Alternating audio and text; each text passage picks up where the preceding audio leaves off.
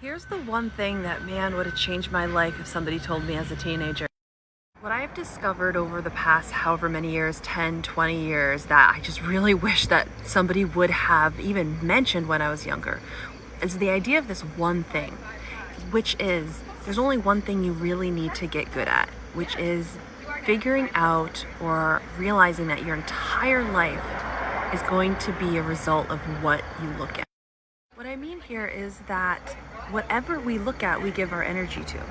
And whatever we look at makes it so we give back an emotional response, which then attracts more and more things like that. And so there's this idea right now for young kids, you, me, all of us, is what are we looking at? And realizing that we have control over what we look at. And whatever we look at, the universe brings us more things similar to look at, which means we're going to feel more and more emotions that are connected like that.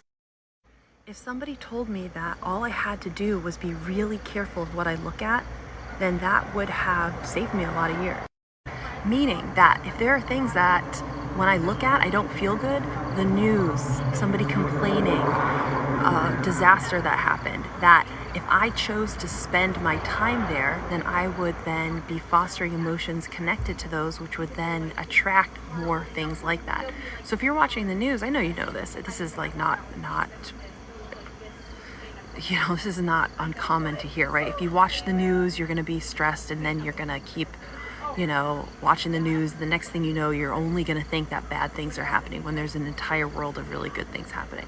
But even more so, it's like, it's not that you're watching the news, it's that you are tolerating feeling stress, you're tolerating not feeling very good, and then you're manifesting, you're creating, you are attracting more things in your life that just match how you feel after you watch the news. Versus the news can exist, disaster can exist, people doing crappy things can exist, but we can choose to look at the people who are doing loving things. We can choose to look at nature. We can choose to look at the love coming out of our hearts. We can choose to look at the funny things. We can choose to look at loving things. And as we do that, we're propagating those loving good vibes, and then now the universe is connecting, manifesting, attracting us to things that match those vibes. And now we're perpetually feeling good. And now we know the news exists, but we don't even ever even think about it, because the majority of what we're experiencing is matching what we decided we wanted to look at, which is good things.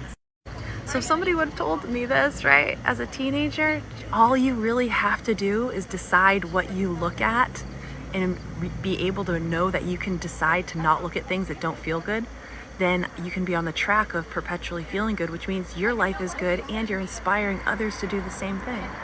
So just remember, you can choose what you look at, and whatever you look at, you're going to get more of that. If you like this kind of thing, you like this level of nuance of law of attraction, I invite you to follow me.